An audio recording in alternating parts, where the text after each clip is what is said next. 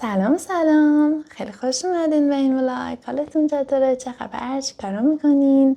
من برگشتم به یک کتاب دیگه کتابخانه نیمه شب از مت هیگ و اسم انگلیسیش هم The Midnight Library. البته این کتاب رو یه مدتی میشه که خوندم، همش منتظر بودم که هوا برفی بشه برم بیرون تو اون هوای برفی ویدیو بگیرم، ولی دیگه برف نباریده. یه ماه اینجام تو گیلان برف نباریده دیگه، من تسلیم شدم که بیام ویدیوش رو همینجا بگیرم تو خونه. خب بریم سراغ کتاب خیلی کم حجمیه، زیر 200 صفحه است و خود داستانش هم خیلی ساده و روون نوشته شده و فکر میکنم اگه یه بار بگین دستتون یه تقریبا نصف کتاب حداقل تو همون نشست اول میخونید. خیلی روون پیش میره داستان و کلیت موضوعش هم فکر میکنم کلا سعی شده که یکم به موضوعات عمیق اشاره کنه، به معنا و مفهوم زندگی، به پشیمونی، یه سری حسرت هایی که همیشه همراهمون هستن.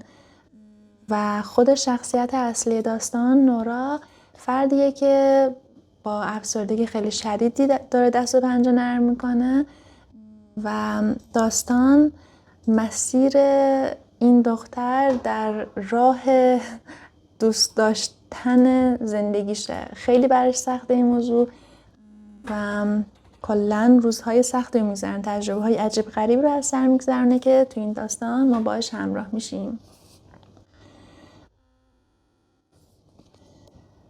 این که گفتم که افسرده است و اینها اصلا اسپویل نیست، چون که از همون خط اول داستان شما متوجه این موضوع میشین.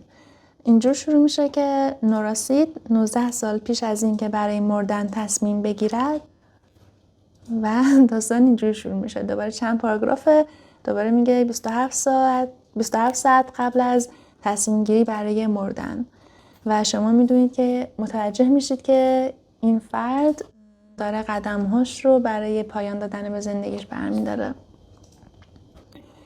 این از این. و برای من حقیقتش کتابی نبود که شاید بخوام دوباره بهش برگردم و بخونمش. موضوعش برای من تازگی نداشت خیلی، یعنی بیشتر مثل یه تلنگر راجع به چیزهایی بود که شنیدیم مدام یا بهش فکر میکنیم پس ذهنمون هست. باعث نشد که خوندنش یک دری جدیدی به روی من باز کنه، یه ویو جدیدی به هم بده، زاویه دید متفاوتی راجع به فلان موضوع به هم بده.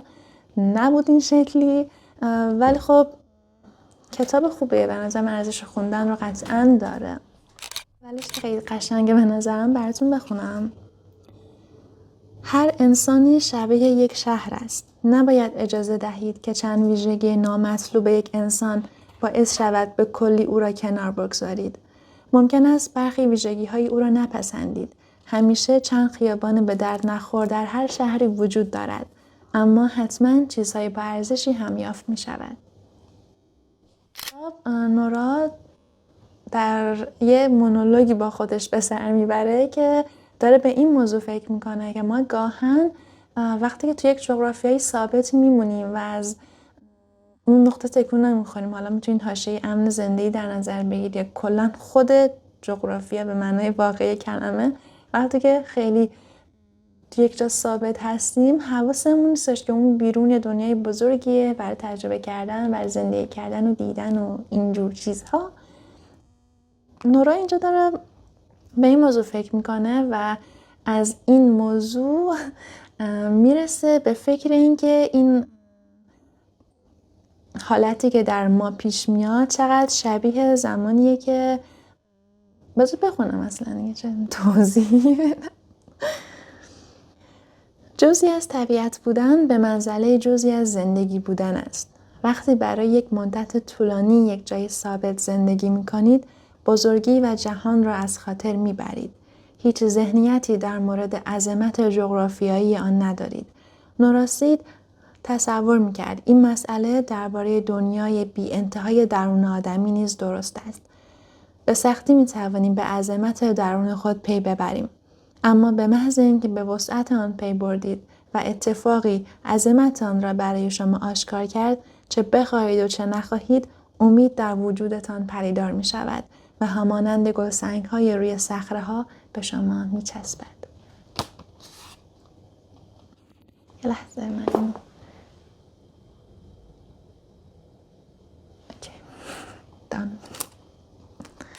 یه جای داستان نورا داره با یک کاراکتر دیگه از داستان صحبت میکنه و مکالمهشون راجع به اینه که چرا نورا میخواد اصلا به زندگیش پایان بده و توجیه نورا اینه که خب این زندگی پر از فلاکته، پر از بدشانسی و بدبیاری و شکسته و عملا دیگه کاملا سیاهی زندگی گرفته. پس برای اینکه این سیاهی تموم بشه باید زندگی تموم بشه.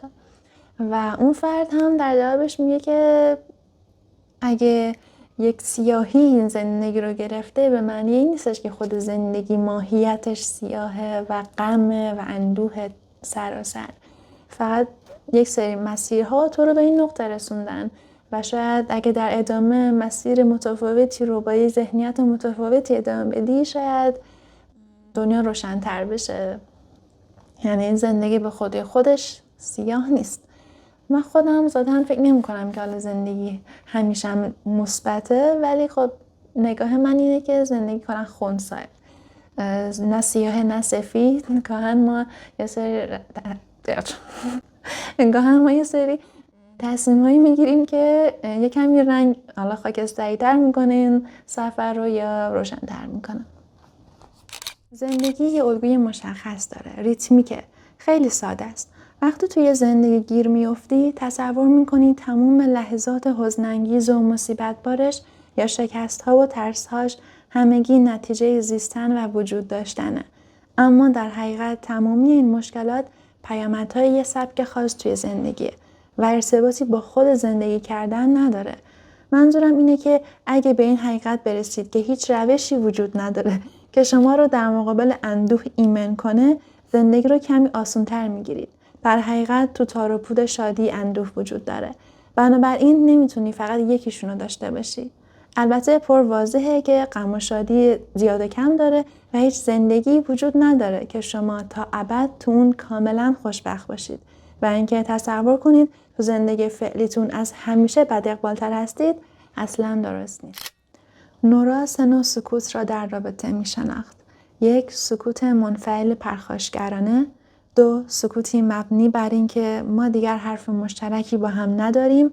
و 3. یک مدل سکوت دیگر که به نظر می رسید نورا و ادواردو مروج آن بودند. سکوتی مبنی بر این که نیازی به صحبت کردن نیست و با هم بودن کافی است. سکوت با هم بودن. همانطور که می توانی در سکوت خودت احساس خوشبختی کنی. یه تیکای آخر کتاب به نظرم خیلی قشنگ نوشته شده، ولی اگه بخونمش شاید یکم اسپویل شه، ولی فکر نمی کنم اسپویل شه، چون در واقع دیگه ما میدونیم که این داستان پایان خوشی داره.